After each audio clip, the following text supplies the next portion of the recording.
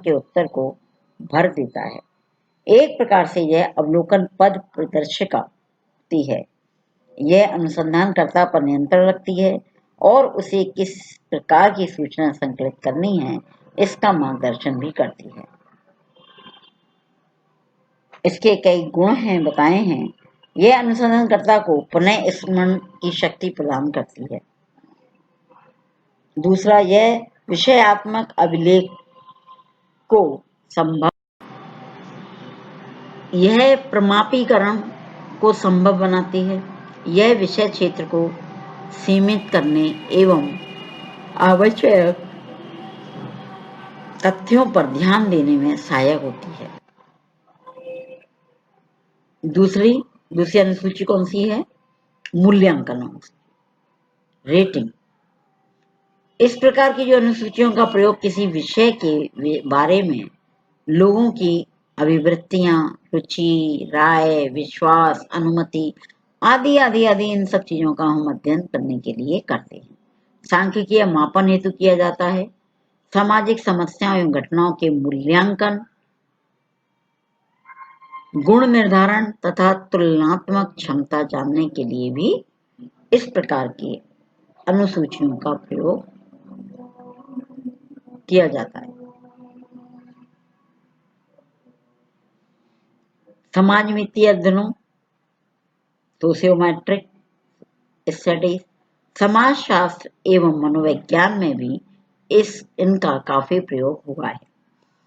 इसमें सूचनादाता की पसंद नापसंद, पक्ष विपक्ष के विचारों को जाना जाता है। नेक्स्ट आती है प्रलेख अनुसूची। यंग ने कहा है कि इन अनुसूचियों का उपयोग ऐसी सामग्री का आलेखन करने के लिए किया जाता है जिन्हें विभिन्न प्रकार के प्रलेखों, व्यक्तिगत जीवन इतिहासों तथा अन्य सामग्री से प्राप्त किया जाता है। यानी कि इस प्रकार की अनुसूचियों का उपयोग लिखित प्रलेखों जैसे आत्मकथा, डायरियां, सरकारी व गैर सरकारी दस्तावेज आदि आदि ऐसे प्रश्नों का उत्तर प्राप्त करने के लिए किया जाता है। इस प्रकार की अनुसूचियों का प्रयोग किसी विषय की प्रारंभिक जानकारी प्राप्त करने के लिए किया जाता है जिनके विषय में लिखित प्रलेखों की सूचना मिलने की संभावनाएं होती हैं। चौथा है संस्था सर्वेक्षण अनुसूची। किसी संस्था के समक्ष उत्पन्न होने वाली अथवा उसमें विद्यमान समस्याओं का निरीक्षण करने के लिए इस प्रकार की अनुसूची का प्रयोग किया जाता है। इसके द्वारा किसी संस्था के किसी विशेष पक्ष या आंतरिक और बाह्य समस्याओं का तथा कार्यकर्ताओं या क्रियाकलापों का अध्ययन किया जाता है। जनगणना के लिए इसी प्रकार की अनुसूचियों का प्रयोग किया जाता है। इस प्रकार की अनुसूचियों में पंचायतों, सहकारी समितियों, शिक्षण संस्थाओं, जेलों आदि की कार्यप्रणाली का अध्ययन सरलता से किया जा सकता है।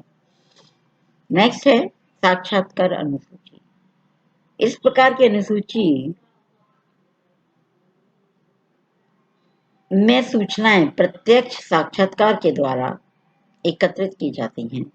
इनमें निश्चित प्रश्न अथवा खाली सारणी दी हुई होती हैं जिन्हें साक्षात्कारकर्ता सूचनादाता से पूछकर भरता है। इसके द्वारा साक्षात्कार को व्यवस्थित एवं क्रमबद्ध किया जाता है। इनसे प्राप्त सूचनाओं का वर्गीकरण एवं सारणीकरण बहुत आसान होता है। सहायक सूचनाओं की प्राप्ति, संग्रह, सामग्री की जांच अथवा अध्ययन को प्रारंभ करने के लिए इस प्रकार की अनुसूची का प्रयोग किया जाता है। इस प्रकार की अनुसूची के 4 लाभ हैं। इसके द्वारा विश्वसनीय एवं प्रमाणिक सूचनाएं प्राप्त होती हैं। नंबर 2, व्यक्तिगत संपर्क के कारण इसमें अनुसंधान या सूचनादाता को सूचना देने के लिए प्रेरित कर सकता है। तीसरा, इसमें प्राप्त सूचनाओं का सत्यापन हो जाता है। और चौथा है कई घटनाओं का अवलोकन द्वारा भी सत्यापन हो जाता है। या हम कहें अशिक्षित उत्तरदाताओं में भी सूचनाएं प्राप्त की जा सकती हैं। और लास्ट है, स्मरण शक्ति पर आवश्यकता से अधिक भरोसा करने की जरूरत नहीं पड़ती। कहने का तात्पर्य है, इसमें उत्तरदाता से प्रश्नों के उत्तर प्राप्त किए जाते हैं, अतः उसे विचार विमर्श व सलाह मशवरा का समय नहीं मिलता। ऐसी स्थिति में कई बार सूचनाएं यथार्थ, विश्वसनीय एवं प्रमाणिक नहीं हो पाती।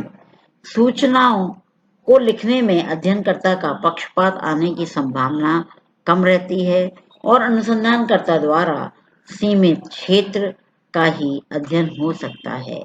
समय, श्रम व धन की दृष्टि से समग्र अनुसूची का निर्धारण असंभव है।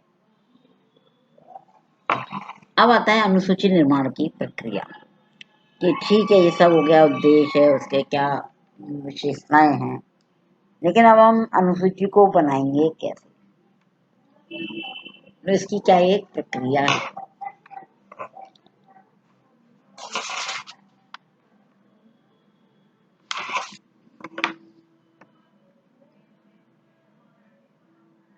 नंबर 1, अध्ययन विषय का निर्धारण करना तथा यह तय करना कि विषय के किन पक्षों से संबंधित तथ्य संकलित किए जाएंगे। सबसे पहले तो हम इस चीज का तय करेंगे। दूसरे चरण में यह तय किया जाता है कि समस्या के प्रत्येक पहलू से संबंधित कौन सी सूचनाएं प्राप्त करनी है। प्रत्येक पहलू को भी कई उप भागों में बांट दिया जाता है। तीसरे चरण में प्रश्नों की भाषा, वाक्यों की रचना, सारणी के खानों और उसकी भाषा तय हो जाती है। चौथा चरण में बनाए गए प्रश्नों को एक व्यवस्थित क्रम में लगाया जा सकता है, जिससे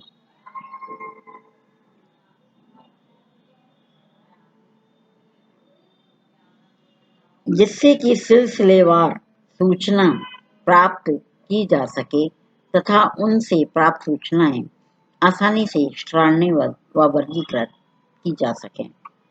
अंतिम चरण में अनुसूची की वैधता की जांच की जाती है। एक छोटे से निदर्शन पर उसका प्रयोग किया जाता है, जिससे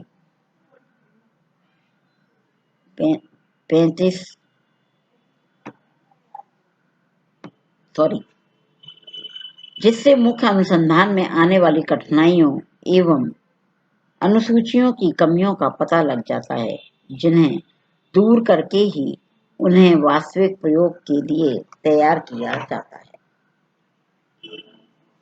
अब आता है कि एक अच्छी अनुसूची तैयार करते समय हम किन बातों का ध्यान रखना चाहिए। इनको दो भागों में बांटा है, एक भौतिक पक्ष और एक आंतरिक पक्ष। भौतिक पक्ष के आधार पर हम देखें तो हमें ध्यान रखना चाहिए कि अनुसूची का आकार 8x11 से अधिक बड़ा ना हो। ज्यादा बड़ा होता है तो फिर आदमी इसके उत्तर देने में घबराता है, राम इतने बड़े पेज और इतने सारे पेज, तो ये हमें ध्यान देना चाहिए। अनुसूची हेतु प्रयुक्त कागज झांकने वाला या खुरदरा ना हो, वरना चिकना व साफ होना चाहिए। तीसरा, रंगीन कागज का प्रयोग अनिवार्य, आकर्षक। सूचनाएं लिखने के लिए पर्याप्त खाली स्थान छोड़ा जाए, हाशिया छोड़ा जाए। अनुसूची में कागज के एक तरफ ही लिखना श्रेष्ठ होता है। कॉलम, शिक्षक,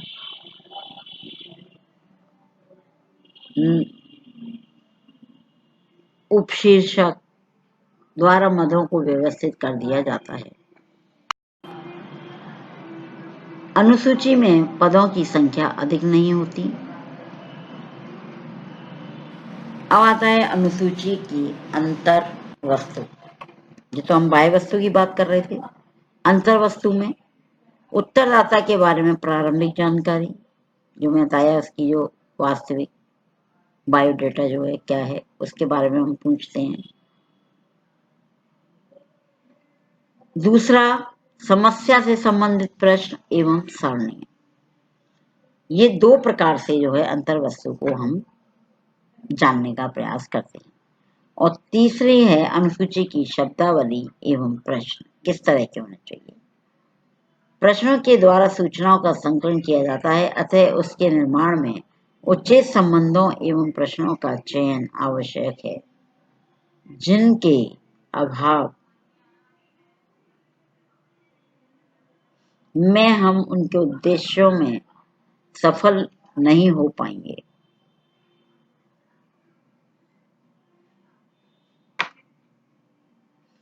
किसी भी प्रश्नावली या अनुसूची में विभिन्न प्रकार के जो प्रश्न पूछे जाते हैं उन्हें निम्नांकित वर्गों में वर्गीकृत किया जा सकता है। पहला,